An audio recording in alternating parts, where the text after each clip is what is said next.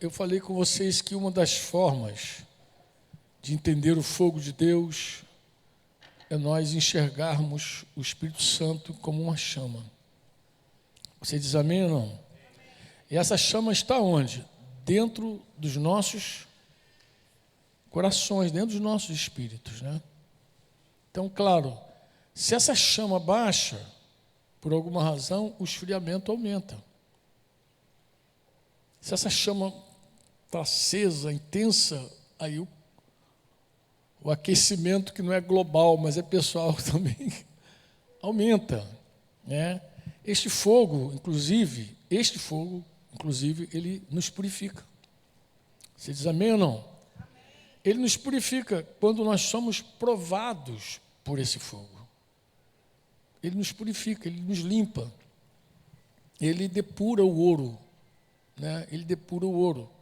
O Espírito Santo, ele habita dentro de nós, e Paulo, inspirado pelo Espírito Santo, nos dá mandamento para sermos continuamente cheios dele. Então, ele chega a dizer, Paulo, não se embriaguem com vinho, porque as pessoas podem ficar cheias de qualquer coisa, até de vinho.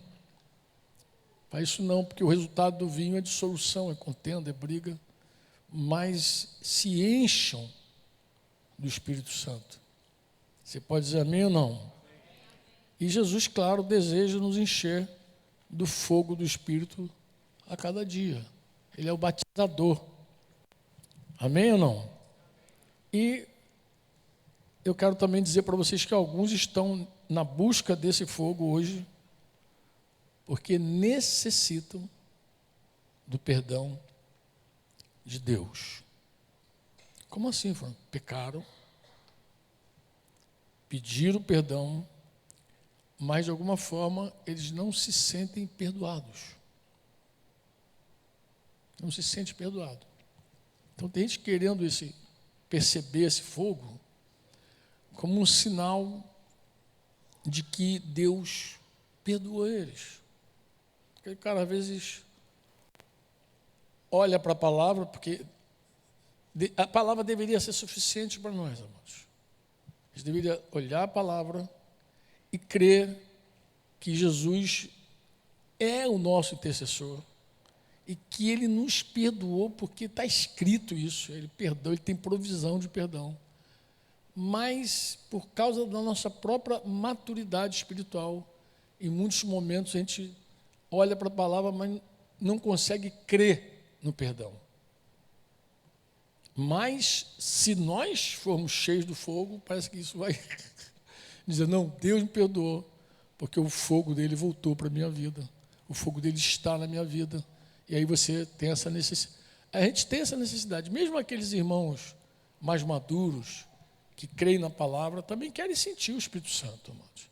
Eles querem provar desse fogo dia a dia. Você diz amém ou não? Quem conhece a Deus de fato, ele sabe do zelo santo, mas sabe também do amor infinito, eterno, que Deus tem por nós, esse amor inexplicável, né? Ninguém que se volta para Deus de verdade, de fato, sai sem alcançar a sua misericórdia. Mas aqui eu quero deixar uma nota muito interessante. Falei isso outro dia lá no sertão, e o Mateus Monteiro gravou e colocou numa mídia dessa aí, acho que está no Instagram da vida, que eu falo sobre o equívoco de alguns irmãos com relação a vocês me buscarão e me encontrarão quando me buscarem de todo o coração. Aqui começa, a gente vai responder a pergunta, eu acho que pelo menos a gente vai refletir sobre a pergunta que eu fiz para o intervalo. Nós já ouvimos no presbitério o irmão desesperado, não tinha outra palavra, pecado, tristeza, e dizendo que estava buscando a Deus, ia para o monte, buscava, orava, e Deus não estava se manifestando para ele. Eu lembro, olhando para ele assim, que ele estava agoniado. E eu falei, amado, eu queria te dizer algo assim. Claro, quando ele está no presbitério, os pastores têm palavra de Deus, ele toda hora ali, cada vez vai por uma razão, mas ele acaba sendo pastoreado lá de diversas formas. Mas eu lembro, a palavra que me chamou a atenção foi essa, de Jeremias, quando ele diz, vocês me buscarão e me acharão, encontrarão, quando buscar de todo o coração. Eu estava falando, amado, todo o coração não é força. Vocês me buscam e me encontram quando vocês forem inteiros de coração, comigo. Uma coisa que Deus exige para com ele é inteireza de coração. Não tem força nisso. Tem coração inteiro. Inteiro. E muitas coisas, amados, nos dividem. Muitas coisas nos dividem. Por exemplo, quando você vê Jesus falando da parábola do semeador, ele diz que uma parte das sementes caiu na beira do caminho, os pássaros vieram, levaram, depois ele explica, diz que Satanás arranca a semente do coração de algumas pessoas, antes que as pessoas compreendam a palavra. Mas depois diz que outra parte da semente caiu no meio das pedras, e ali, embora nasceu a semente, ali germinou, ela não tem raízes profundas, e aí o sol, quando vem, queima, mata. E Jesus explica a parábola dizendo que esse sol é a perseguição por cada palavra. Claro, quando você abraça a palavra do reino, vai sofrer perseguição de algum jeito. Alguém vai te rejeitar, alguém vai te negar, e tem gente que não suporta isso por não ter profundidade. Mas Jesus disse que uma outra parte cai no meio dos espinhos e até cresce, dá frutos, inclusive. Mas os espinhos também concorrem. Aí ele usa a expressão, os espinhos concorrem. Aí começa uma competição pelo espaço daquele coração. E Jesus chama esses espinhos de deleites da vida. Aí você compreende bem o que é deleite da vida. Pobres e ricos têm deleites da vida.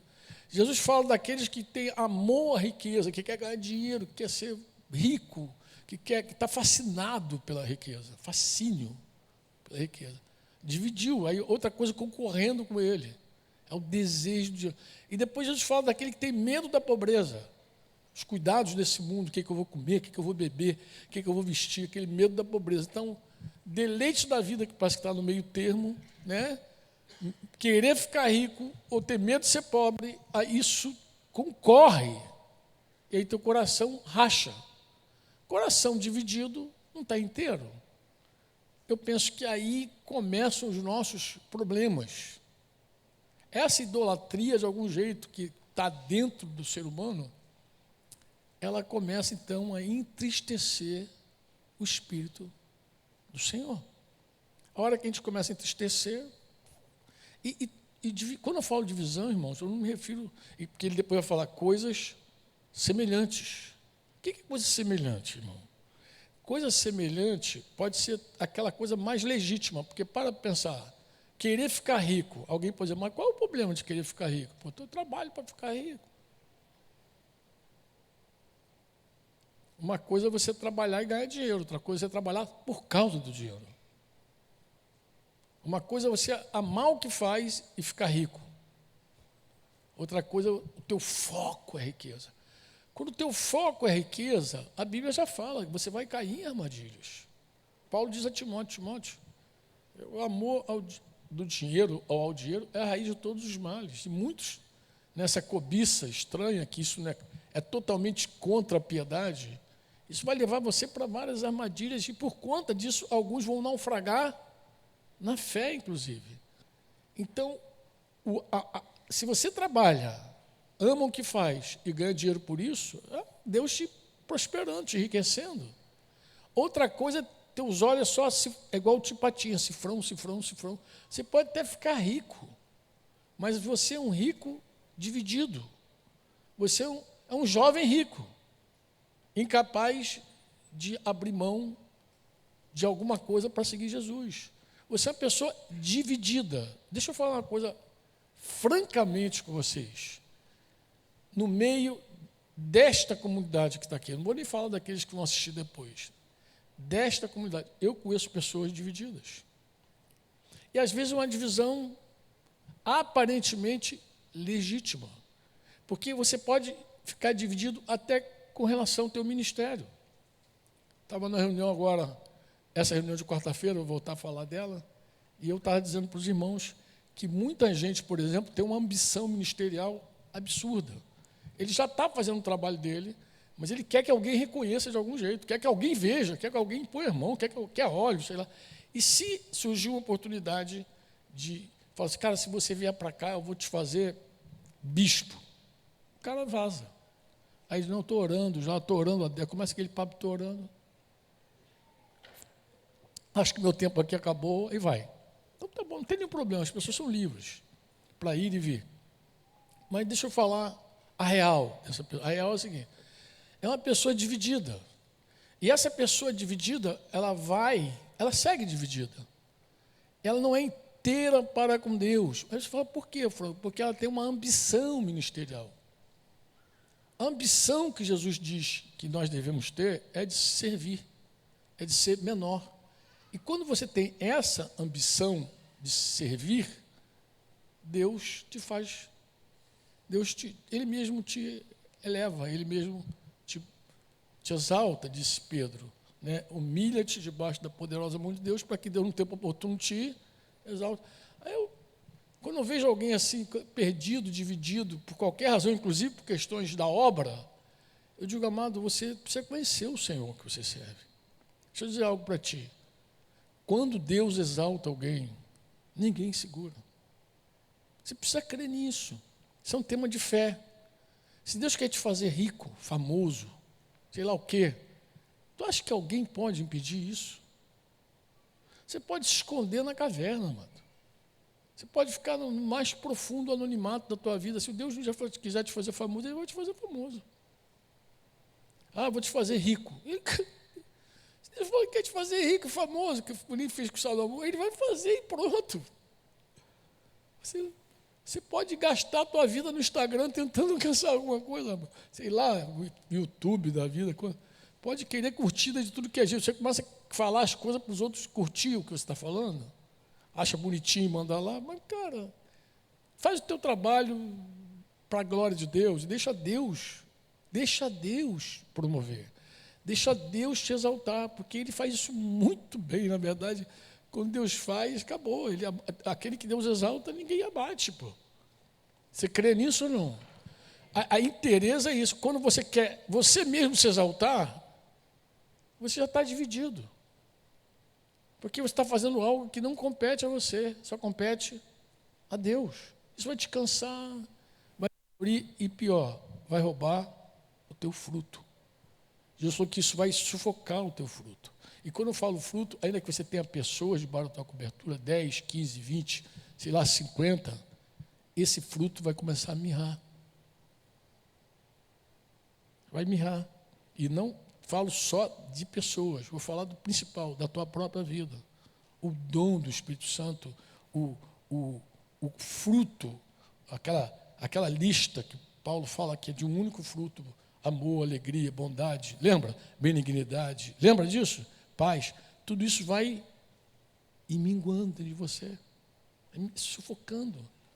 Mas por quê, Franco? Porque o espinho faz isso, ele sufoca. Quando você pensa em fruto, você tem que pensar numa coisa pelo menos tridimensional. Qual é? Minha vida com Deus, meu amor à igreja, minha vida com a igreja e os resultados que Deus me dá de discípulo. Então, a qualidade compromete, a unidade compromete e a quantidade também compromete. Tudo fica comprometido. Ah, mas eu conheço gente que tem um monte de gente, está mandando fogo dividido. Mas ele tem, mas o fruto não é bom. Em algum momento explode. Porque a construção babilônica, para te fazer famoso, para tornar o nosso nome célebre, a curto prazo funciona, como foi com a Torre de Babel. Mas a médio, longo prazo é confusão e dispersão. Você pode escrever isso. Uma construção babilônica pode levar anos e ficar um sucesso aos olhos de várias pessoas, até Deus descer e julgar. Quando Deus começa a alinhar os espíritos, porque Ele pesa os espíritos, Ele vem e corrige essas deformações. Paulo diz isso. Se é madeira, se é palha, se é feno, o fogo vem e lambe tudo. O que permanece diante de Deus é ouro, prata e pedras preciosas. São as obras feitas em Deus, no Espírito. Porque o resto, Deus queima tudo. Em algum momento Deus faz isso, ainda nesse tempo, para a nossa alegria. Para a nossa alegria, porque Deus vem para refazer, para fazer a coisa certa, para colocar no fundamento exato, para corrigir as coisas que precisam ser corrigidas. Quantos dizem amém? Quero terminar com vocês, terminar mesmo, porque eu espero, pelo menos no retiro de jovens, em 2 tempos, eu acho que eu coloco tudo que tem aqui, que eu anotei. Mas eu quero chamar a tua atenção para uma coisa, que talvez também te faça refletir. Eu falei que tem muita gente buscando a Deus hoje, o fogo de Deus, porque quer perdão. Quer ter experiência com Deus, assim, no que diz respeito à sua própria vida. Deixa eu falar uma coisa contigo sobre pecado. Tá? Porque o pecado, de fato, é aquilo que vai começar a esfriar a nossa relação com Deus. O pecado sempre foi, é e será o nosso maior problema na nossa comunhão com Deus. Não tem jeito. Mas antes do pecado, diz Hebreus 12, tem aquilo que a gente chama de embaraço. Antes do pecado, tem aquele coração dividido. Antes de você abraçar literalmente o pecado, pode ter certeza, você já começou a entristecer o Espírito Santo.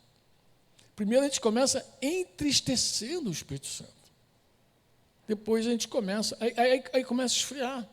Porque tem uma hora que o Espírito Santo diz, não, e a gente vai obstinadamente. Né? Nós pecamos de forma, algumas vezes, inconsciente, por ignorância, desde a lei assim, e pecamos com rebelião, vontade, não, eu quero e pronto, mesmo sabendo que a vontade de Deus é outra. Então nós temos pecados dessa forma, pecado que a gente faz na ignorância, comete na ignorância, e pecados que nós cometemos na rebelião, na obstinação convicta, mesmo sabendo que aquela não é a vontade de Deus. Quando você lê Jeremias 3, de 1 a 14, talvez até fosse bom a gente ler aqui, não sei, você avalia, o que você acha? Vamos ler? Vamos ler a Bíblia. Então vamos ler a Bíblia. Abre Jeremias 3, de 1 a 14 aí, vamos ler. Só para trazer a memória. Esse é um quadro muito interessante. Primeiro porque fala do caráter do nosso Deus, né? Mas olha, antes de você terminar essa leitura, eu vou te fazer uma pergunta para você já ir refletindo. Que homem nessa terra seria capaz de tratar uma noiva, uma esposa, como Deus está tratando aqui o seu povo? Se um homem repudiar a sua mulher e ela o deixar e se tornar esposa de outro homem, será que o primeiro marido poderá voltar para ela? Isso é por causa da lei de Israel, tá, amado? A lei dizia que uma mulher divorciada, ela saiu do seu divórcio, casou com outro homem. Então, a partir desse momento que ela casou com outro homem, ela jamais poderia voltar para o primeiro homem. Jamais. Ela se deitou com outro homem ali num casamento, jamais poderia voltar. Por quê, Franco?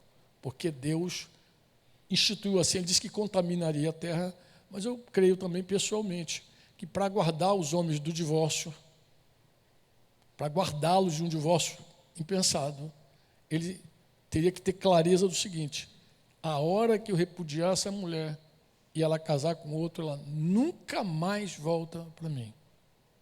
Então ele tinha que ter um peso.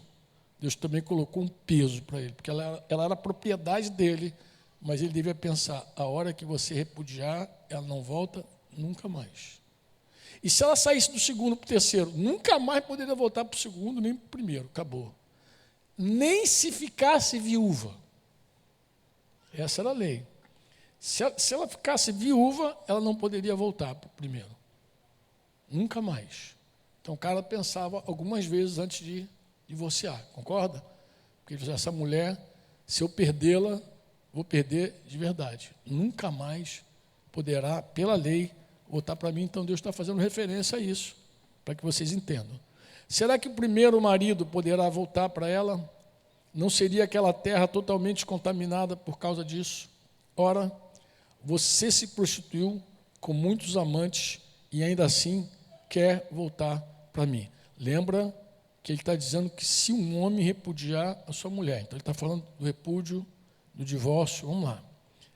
Quer voltar para mim, diz o Senhor. Levante os olhos aos lugares altos e veja, onde você não se prostituiu? Onde?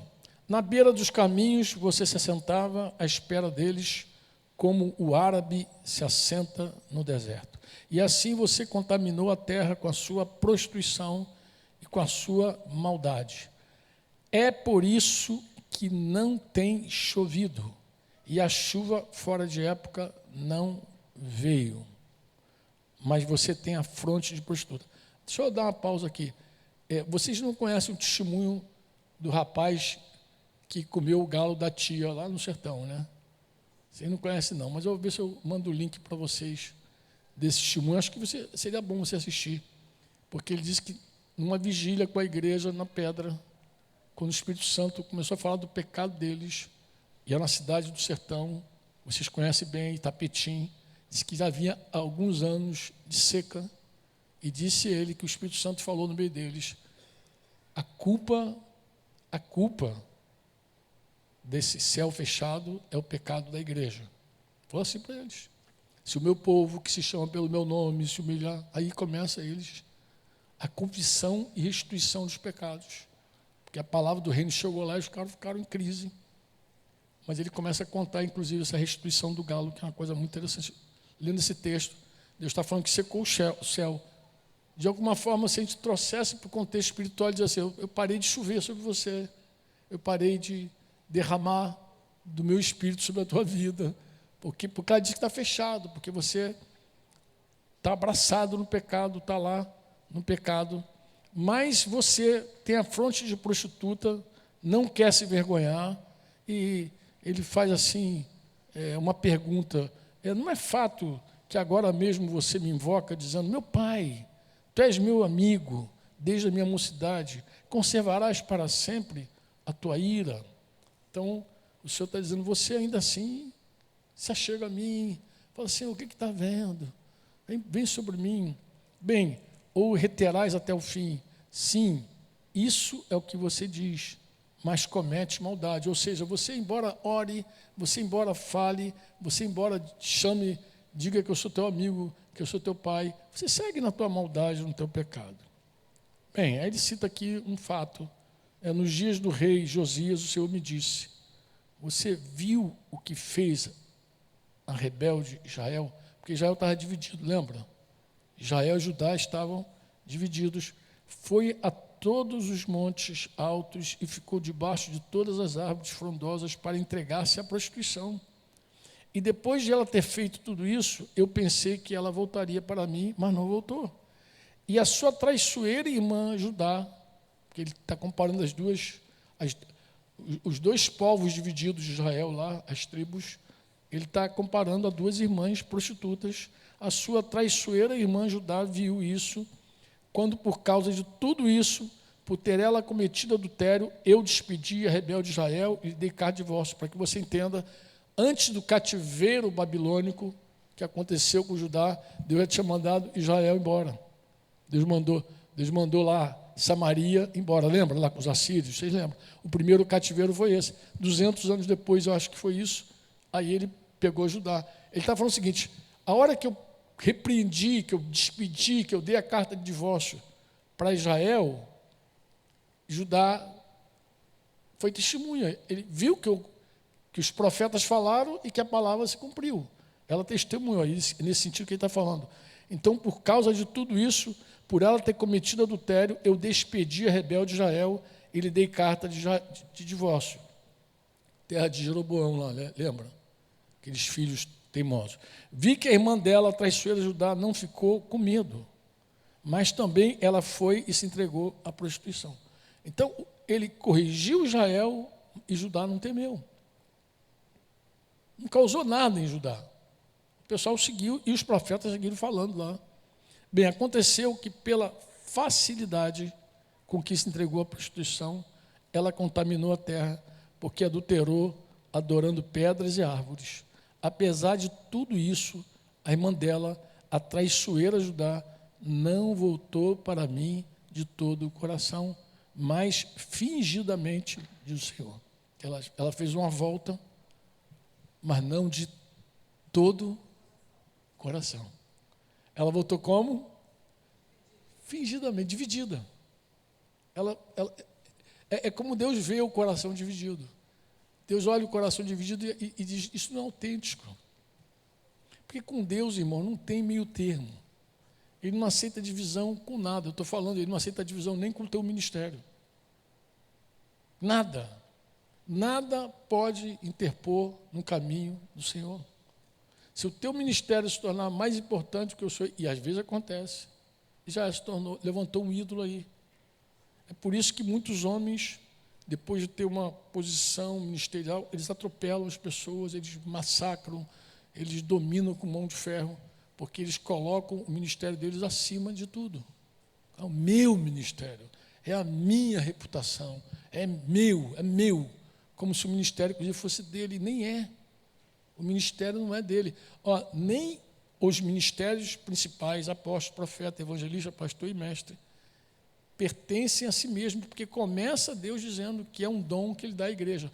Deus deu uns para apóstolos, outros para profetas. Ou seja, além de eles não se pertencerem, eles são agora dons dados à igreja.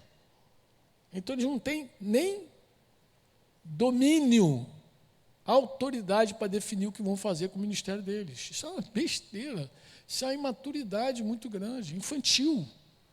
Deus plantou você no lugar, te vinculou, te relacionou, te deu uma missão, Deus te colocou ali, te estabeleceu, quer te fazer crescer ali, inclusive, e você acha que tem domínio sobre não, o meu ministério, eu decido. Decide nada, amado. Isso é uma ilusão.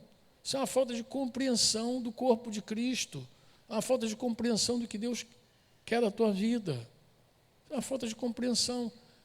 Quando a gente brinca, diz, deixa Deus te usar. A gente fala isso lá na cozinha, né, na hora do irmão servir. Né? Vai lá, irmão, deixa Deus te usar, vai lá. Eu sei que os irmãos lá falam direto, deixa Deus te usar.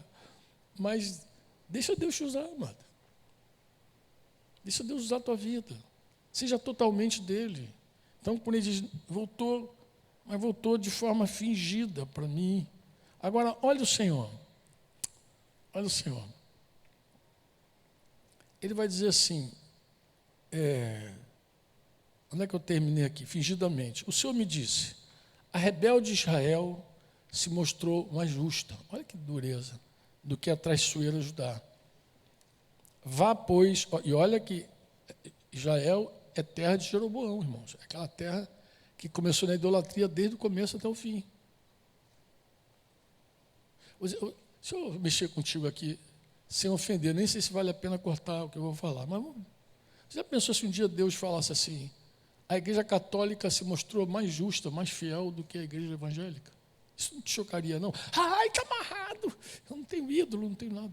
Não, você não tem ídolo de pedra, de pau. Você não tem gesso na tua casa. Mas quantos outros ídolos se levantam nas nossas vidas? E nos dividem.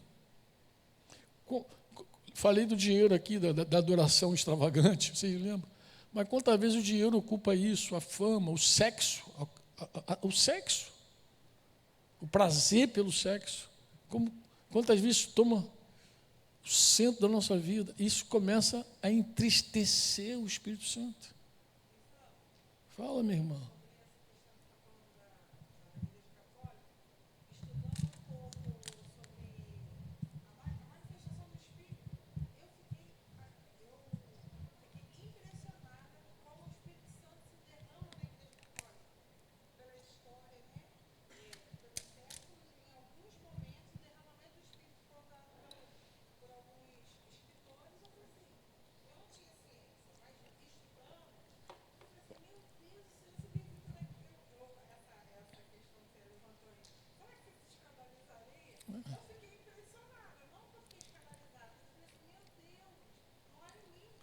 Amados, é só lembrar que há 500 anos não tinha igreja evangélica, não existia. Tinha cristãos dentro de uma instituição chamada católica. E eram divididas. No ano 1054, houve a grande cisão. Então, a igreja apostólica romana, conhecida que é a igreja do Ocidente, cujo líder principal é o Papa, mas tem um segmento que quase a gente não fala, que é a igreja ortodoxa, russa e grega.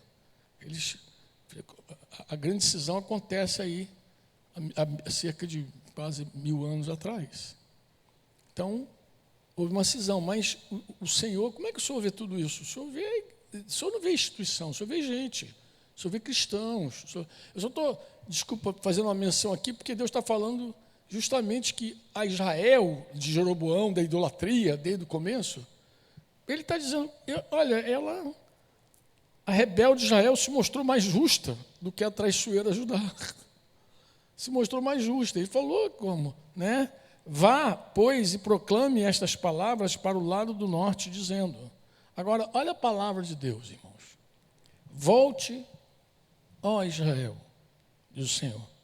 Aí está falando já que já estava no cativeiro, que ele já tinha despedido, que ele já tinha mandado. Volte, Israel, diz o Senhor, e não farei cair a minha ira sobre você, porque eu sou compassivo, diz o Senhor, e não manterei para sempre a minha ira, tão somente reconheça a sua iniquidade. Reconheça que você transgrediu contra o Senhor, seu Deus, e que você se prostituiu com os estranhos, debaixo de todas as árvores frondosas, e não deu ouvidos à minha voz, diz o Senhor. Voltem para mim, ó filhos rebeldes, diz o Senhor, porque eu é que sou esposo de vocês. Eu os tomarei, 1 de cada cidade e 2 de cada família, eu os levarei a Sião. Eu te pergunto, que homem diria isso para uma esposa, nessas condições? Apesar daquela infidelidade toda que Deus narra e conhece, Deus conhece tudo. Ele diz, volta para mim, Israel. Quase dizendo assim, não importa a sua condição, tão somente reconheça a tua condição. Reconhece que você está dividido, reconhece que você está idolatrando, reconhece, tão somente reconhece. Eu pergunto, será que um homem diria isso à sua noiva infiel, sua esposa infiel? Oh, volta, apesar de você está transando aí com todo mundo, aí, mas não é o seguinte, a casa está aberta, eu te amo. Pô, cara, por que você está dizendo isso, Franco? Eu estou falando para que você entenda que Deus não é homem. E que nós, homens, não somos Deus. A gente precisa, para compreender o perdão dos pecados, você precisa entender que Deus é diferente da gente. Olhar para o pecado, você tem que ter essa percepção. De quê, Franco? Deus é capaz de corrigir? Claro que Ele corrige. Mas, amado, o desejo de Deus é perdoar. Perdoar. O que está no coração de Deus é perdoar. Você acredita nisso que eu estou falando ou não? Amém? E o que Deus exige de nós? Quebrantamento tão somente. Só isso que Ele quer, que reconheça, que se humilhe de verdade. Diga assim, eu pequei contra ti, contra os céus, eu pequei. Eu falei que ia terminar, embora eu estiquei aqui um pouco, mas vou terminar. Eu vou terminar dizendo para você, lendo para você alguns textos, tá? Tá bom? Posso ler alguns textos contigo? Vamos lá. Primeiro, Salmo 63, 8 diz assim, a minha alma apega-se a ti. A tua mão direita me ampara. É desse jeito. Quando nós nos lançamos para Deus, creia nisso, amado. Deus não deixa você cair. Ele é fiel para te segurar. Ele é poderoso para te sustentar. Com a mão poderosa, com a mão mais forte dele, a mão direita dele. Ele diz, você não sai da minha mão. Então, creia que toda vez que tua alma se apega ao Senhor, a mão direita dele te sustenta. te ampara. Ele é poderoso para isso. Creia nisso, creia. Hebreus 5,2 diz, ele é capaz de se compadecer dos ignorantes, daquele que peca por ignorância, e dos que se desviam do caminho, daqueles teimosos, rebeldes. Ele é capaz de se compadecer, pois também ele mesmo está rodeado de fraquezas. Ele é capaz de se compadecer. Deus se compadece mesmo, de verdade, de coração. Deus, ele tem compaixão da gente. Hebreus 4, 15 e 16. Porque não temos sumo sacerdote que não possa se compadecer das nossas fraquezas. Não temos. O nosso sumo sacerdote, ele se compadece das nossas fraquezas. Na verdade, a Bíblia diz que ele vive para interceder por nós. Estava ali, no momento de oração, falando no ouvido de Modesto. Diz assim, Modesto, lembra que nós temos um intercessor que vive para interceder por nós. E talvez alguém, olhando para esse texto de Hebreus, diga assim, como que Jesus vive para interceder se a obra já está consumada? Se tudo já foi feito, se eu sou justificado, se eu sou justo diante dele, por que eu preciso de um intercessor? Por que eu preciso de alguém diante do Pai, me defendendo, intercedendo por mim, falando a meu favor, se está tudo pronto, se está tudo feito? Mas é justamente por isso, amado, porque está tudo pronto, porque está tudo feito, porque o sacrifício foi aceito, é que ele pode interceder por nós, que ele pode se colocar na brecha e dizer, olha, Pai, já paguei por esse cidadão. Olha só, ele está confessando, olha, ele está se humilhando, Pai. Ali já tem tudo já pronto. Você não precisa nem chegar lá e dizer, não, tem que me perdoar. Não, Jesus intercede por nós continuamente. E ele não faz isso sem compaixão. Ele não faz isso de uma forma fria. Para pensar. Não pensa num Deus frio, um pai severo, durão, querendo te matar. E um filho ali, não, olha aqui, vamos aqui, um advogado, imagina aquele advogado frião na lei, assim, não, amado, fala que ele tem compaixão, mas o pai também tem compaixão, o pai tem compaixão, um tem compaixão, o outro tem compaixão, eles são um, o pai, o filho, o Espírito Santo são um. Você pode dizer amém ou não? Hebreus 12, que nós lemos lá na outra vez, Jesus é chamado de o autor e consumador da nossa fé, o qual, por causa da alegria que lhe estava proposta, suportou a cruz, não fazendo caso da vergonha que sofreu, está assentada à direita do trono de Deus. Toda vez que você vê essa expressão, que está assentado à direita do trono de Deus, você vai ver que ele também está ali para interceder. Ele está ali, para interceder. Eu perguntei lá em Porto da Folha, irmãos, que alegria é essa que estava proposta para Jesus? Só tem uma alegria, mano. Só tem uma alegria. Se você olhar tua volta aí, tu vai ver a alegria de Deus. Pô. A alegria de Deus somos nós, pô. É poder nos perdoar. Essa alegria que estava proposta para Jesus, que fez ele para a cruz morrer, é poder perdoar a gente como nós, amados. Pecadores teimosos, rebeldes, gente de última classe, os piores pereba desse mundo. Ele olhou para essa perebagem toda, ferida do pé à cabeça, manchado, escravo, sei lá quantas figuras o pecado tem na Bíblia. Todo esse vazio, essa morte, ele olhou e disse, eles podem ser perdoados, se tão somente eu pagar pelo pecado deles. Essa alegria que estava proposta para ele, foi o que fez ele suportar a cruz, amado. Não tem nada frio nisso, amado. Isso é tremendamente fogo. De amor, é aquecido demais. Deus tem uma relação conosco assim, de fogo, ele aquece porque ele ama, ele queima, o amor de Deus queima, arde por nós. Isso é real, gente. Eu não estou sendo humanista, não, estou lendo a Bíblia. Eu não estou sendo, isso é real, ele tem uma alegria, e só tem uma alegria, é nos ver perdoados. Você diz amém ou não? E vou terminar mesmo. Vou pular aqui, vou deixar a cena para o retiro de carnaval. Uma coisa só para você pensar. Quando a gente busca Deus, guarda isso, leva para os teus vínculos, olha para os discípulos que estão com você. Amado, ministra na vida deles. Porque quando eles buscam a Deus para receber perdão, Jesus se alegra. Antes, quando nós éramos trevas, né? Diz que estávamos lá no império das trevas e fomos transportados para o seu reino. Mas hoje, pensa na igreja. Olha que coisa interessante. Quando a gente começou essa reunião, o Júnior chamou aqui os doentes. Aí parou um grupo de irmãos aqui, a gente ficou orando. Todo mundo quer ver cura. Quem quer ver cura? Quem quer receber cura? Quem quer ministrar cura?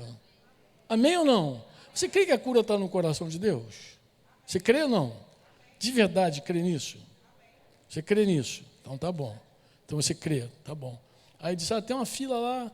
A irmã falou lá, o pessoal está com pressão alta. Vamos orar aqui. A gente crê. Olha, nós não temos dúvida que nós anelamos pela cura e não temos dúvida de que Deus quer curar. Você diz amém ou não?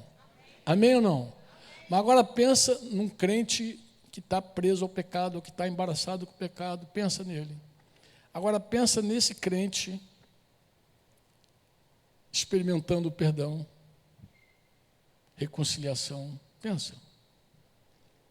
Vou tentar dar uma tradução para isso, usar uma alegoria. Se você quer cura para o teu corpo,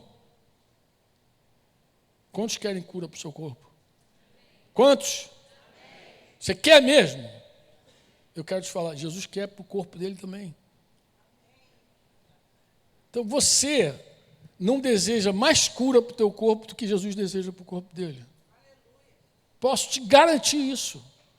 Quando Jesus vê a condição da igreja, e ora assim, ora assado, o corpo dele está doente. A igreja é o corpo de Cristo. É. Ela não vai ser, ela já é. Saulo, Saulo, por que me persegues? Ela já é o corpo de Cristo. Então, quando um crente vai a Deus pedindo perdão, pedindo para ser restaurado, é como se uma ferida do corpo de Jesus começasse a ser sarada, cicatrizada, restaurada. Então, a gente não pode ver diferente do que ele vê. A gente não pode, amados, querer para nós cura e querer para o corpo de Cristo doença. Porque às vezes eu tenho essa impressão também, qual, Franco? De que nós, quando o assunto é pecado no meio do corpo, parece que toma uma ojeriza, fala assim, esse cara não quer nada. Ou então começa a tratar de forma leviana, protocolar. Cadê o irmão? Chama aqui, vamos bater nele. Amado, não tem nada protocolar. É o corpo de Cristo, é a menina dos olhos de Jesus. Na hora de corrigir, seja sensível, o Espírito Santo. Deus quer cura para o corpo dele, cura! Deus não quer sair arrancando dedo, orelha, Deus não quer fazer isso, amado. Não quer. Eu estava com o irmão santo aí, reivindicando umas justiças santas, e ele falou assim, não, porque um dos argumentos dele, de Coríntios 5, não, mas Paulo também me falou para entregar aquele garoto ao diabo, não sei o quê, como dizendo assim, é isso que tem que fazer. Eu falei, mano, tá bom. Ele entregou o garoto lá que deitava com a madrasta ao diabo, porque a igreja sabia que ele se prostituía com a madrasta, mas não fez nada, não teve nenhuma ação. E ele então, porque ninguém teve ação nenhuma, entrou e entregou o cara. Mas deixa eu te fazer uma pergunta, amado. Por que Paulo também não entregou os beberrões da ceia ao diabo? Por que ele não pegou aqueles irmãos também que estavam brigando, levando os processos para o incrédulo julgar, também ao diabo? Por que ele fez melhor? Pegou aquela divisão logo do início, entregou todo mundo para o diabo. Os irmãos não compreendem a disciplina, irmãos. Os irmãos nem sabem a essência da correção. Sabe por quê? Porque não é no corpo dele. Porque se fosse no corpo dele, não, tem que buscar um médico especialista aqui. O cara tem que dizer, não vou em qualquer médico, não aceito qualquer diagnóstico, tem que cuidar do corpício. Tá bom, do teu corpo você tem atenção. E do corpo de Cristo? Por que não ter o mesmo carinho? Por que não ter a mesma sensibilidade? Por que não olhar como Jesus olha para o seu corpo? Deixa eu fazer uma última pergunta. Porque nós entristecemos o Espírito Santo de tantas formas, até falando bobagem, fazendo fofoca, maledicência. A gente entristece o Espírito Santo de tantas formas que a gente nem imagina. A boca, então, é campeã para entristecer o Espírito Santo, eu te garanto. A gente entristece, a gente vai apagando a chama e depois quer fogo. Como ter fogo se a boca só fala bobagem? E vai entristecendo o Espírito Santo. Às vezes fala bobagem, às vezes fala de forma arrogante, às vezes fala, sei lá, atropela as mulheres que respeitam seus maridos. Querida, você quando faz isso, entristece o Espírito Santo. O marido quando oprime a mulher, quando usado de autoritarismo, você também oprime o Espírito Santo. Você está achando que isso não entristece o Espírito Santo? Claro que sim. Mas deixa eu te fazer uma pergunta santa. Acho que é a última, eu creio. Espero. Amado, será que Deus tem que deixar você doente para você saber como o corpo dele dói?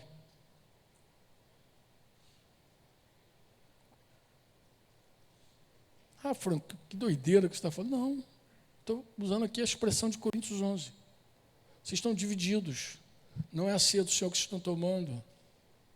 Vocês não discernem o corpo. É por isso que no meio de vocês tem gente fraca, doente e até algumas que já foram.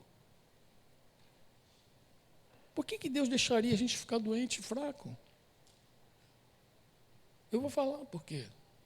Porque às vezes com o nosso corpo a gente é muito zeloso, com a nossa saúde.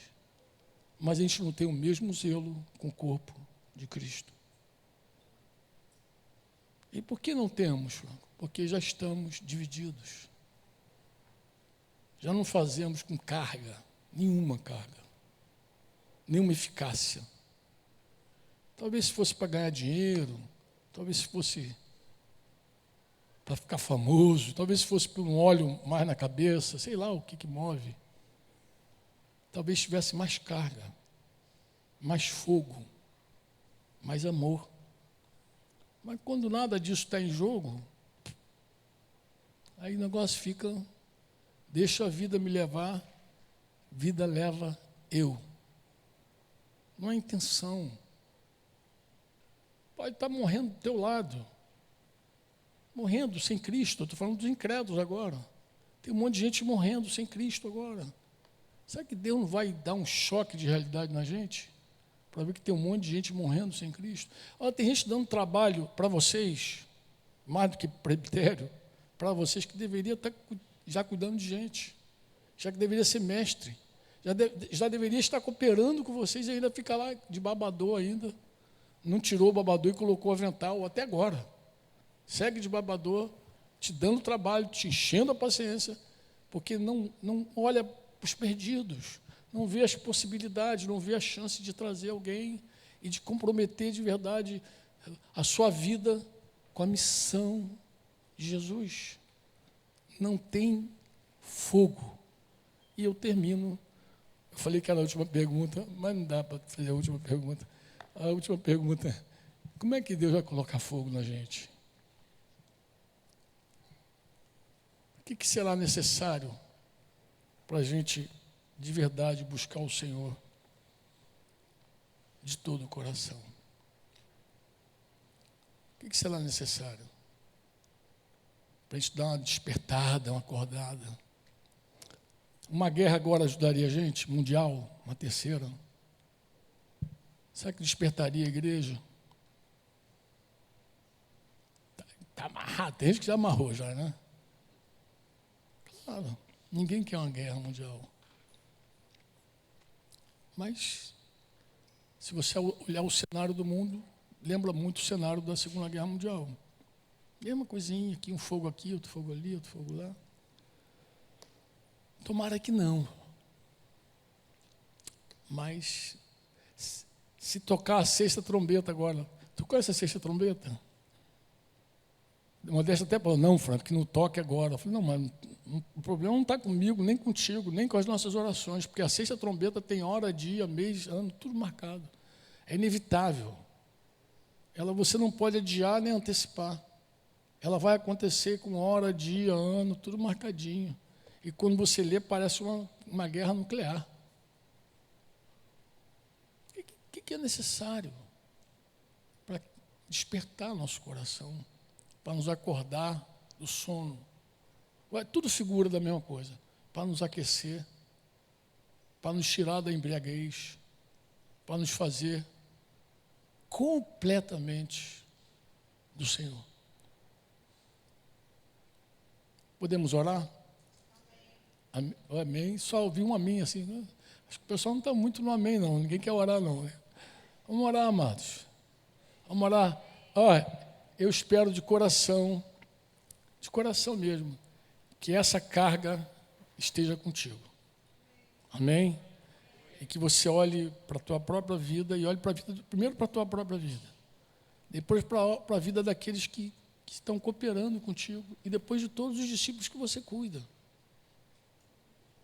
Teus cooperadores primeiro e depois tua vida primeiro, teus cooperadores na seguida, depois todos que você cuida. Olhe para todos com carinho e veja o que não está funcionando nesse corpo adequadamente. O que está dividindo esse corpo? O que está estagnando o discipulado?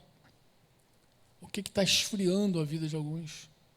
E que Deus seja contigo, tanto para arrependimento pessoal, quanto também para seguir cooperando com aqueles que estão mais perto de você, aqueles que Deus confiou a você. Como parte, extensão desse presbitério, que é o que você é. Então, aqueles que Deus te confiou por ser extensão desse ministério, que Deus te dê toda a graça que você precisa, toda a luz, todo o amor. Vou usar todo o fogo que você precisa para fazer isso queimando. Amém?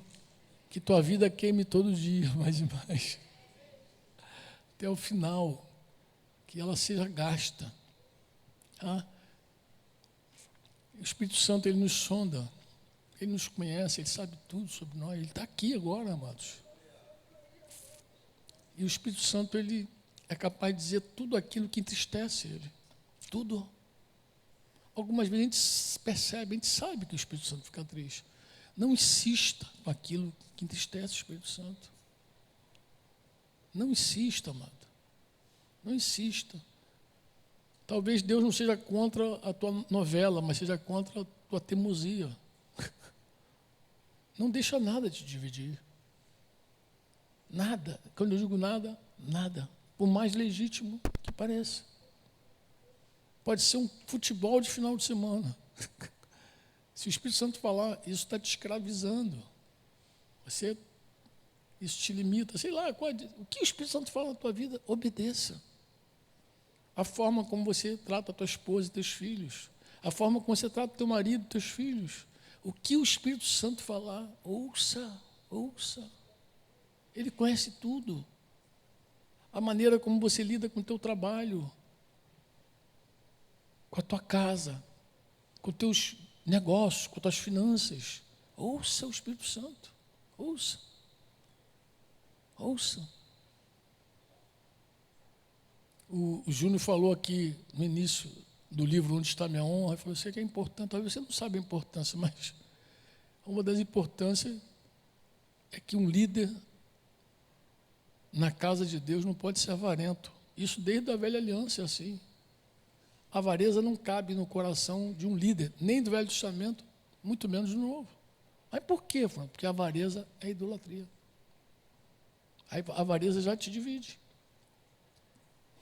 Pai, estamos aqui no nome de Jesus e te damos graças, Pai, por podermos termos saído hoje cedo das nossas casas, virmos para cá, nos encontrarmos, nos congratularmos uns com os outros, Senhor, rever irmãos, por podermos, Senhor, também orar a Ti, falar contigo, cantar para Ti, e de alguma forma também refletirmos sobre a Tua palavra, Pai. Pai, em nome de Jesus, fala no profundo e no escondido do nosso coração. Pai, tudo aquilo, tudo, absolutamente tudo aquilo que impede o Teu fogo de crescer dentro de nós, ou que está até inibindo o Teu fogo. Pai, revela. Pai, remove da nossa vida. Remove toda divisão, toda idolatria, Senhor. Remove aquilo, Senhor, que fechou nosso coração para alguém, que impede o fluir do Teu Espírito Santo. Pai, Tu conheces tantos motivos, tantas razões, Senhor. Tu sondas profundamente nossa alma, nosso coração, nosso corpo, Senhor. Tu conheces cada célula, cada átomo, Senhor. Tu conta os fios dos nossos cabelos, Pai. Tu conheces tudo em nós, Senhor. Absolutamente tudo. E não só conhece, Tu controla tudo também, Pai. Tu pode controlar o nosso pensar, o nosso falar, o nosso sentir, o nosso agir. Tu pode presidir sobre todas as coisas. Todas as coisas, Pai. E é isso que nós te pedimos, Pai. Ajuda-nos. Senhor, aquela chama que um dia queimou em nós, bota ela alta, Pai. Pai, não permita, Pai, que a gente, Senhor, faça a Tua obra sem queimar. Sem queimar realmente com o Teu fogo, Senhor. Não queremos uma experiência emocional apenas, Pai. Queremos que seja radical conosco, Pai. Pai, aqui tem pessoas que Te amam, Pai. Homens e mulheres que Te servem de coração, que querem a Tua vontade, o Teu reino. Estão aqui nesse sábado por isso, Pai. Eles creem de fato que estão fazendo aquilo que Tu comissionaste a eles, Pai. Mas não permita a nenhum de nós, Senhor, esfriarmos e desviarmos. Não permita nada, Senhor, aqueça-nos, Senhor. Queremos superar todos os invernos, Senhor. Senhor, o amor de muitos vai esfriar nesse último tempo, está profetizado, mas graças Te damos porque não é o amor de todos, Pai. É de muitos, mas não é de todos. Então, nos inclua, Senhor, nessa pequena fatia, nessa porção, daqueles que ainda queimam pelo Teu nome, Senhor, e que fazem a Tua obra, Te amando, Te adorando, mas também amando o Teu corpo, também amando os perdidos, Pai.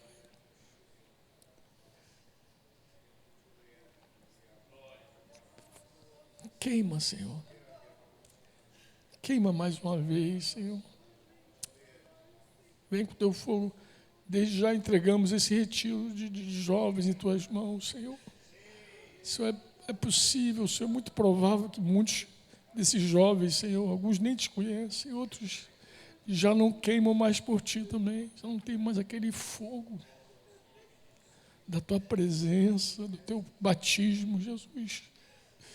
Senhor, nós já clamamos por eles desde agora, Senhor. Aqueles que estão longe, traz de volta, Pai.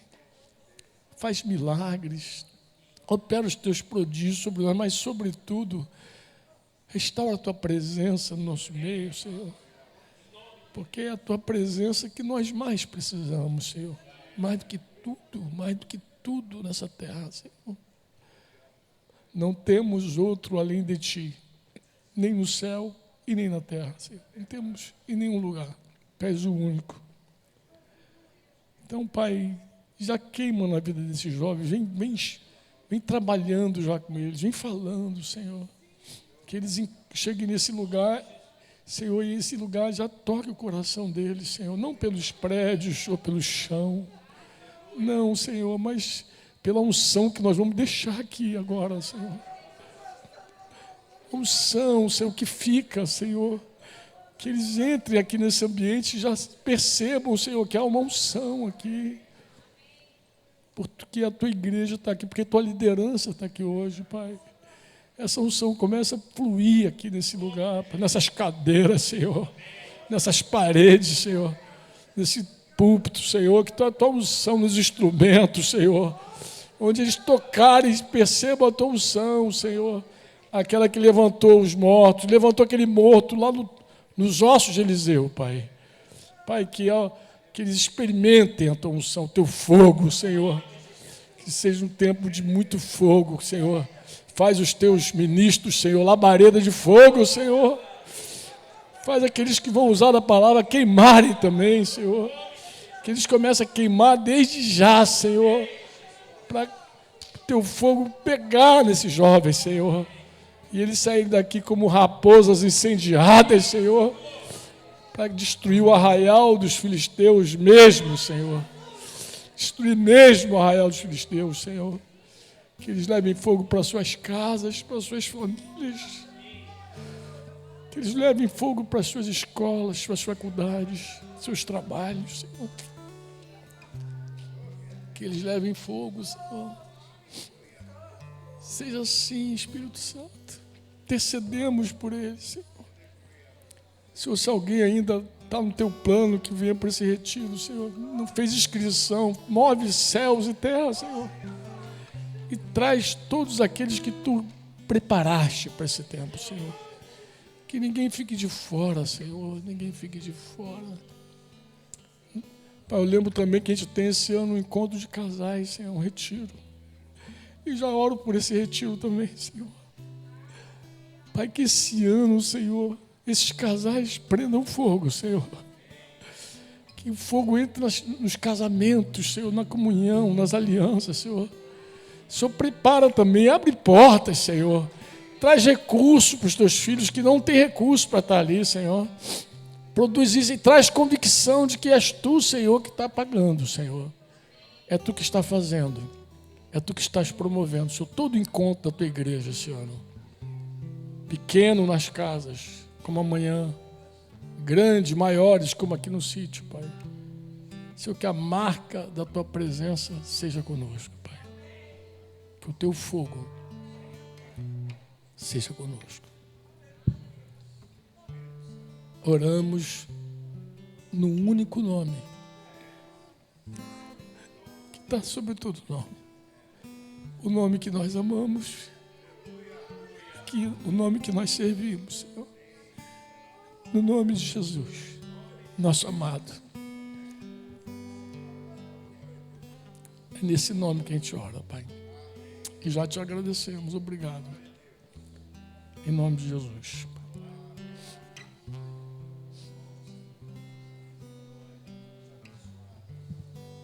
Vamos cantar.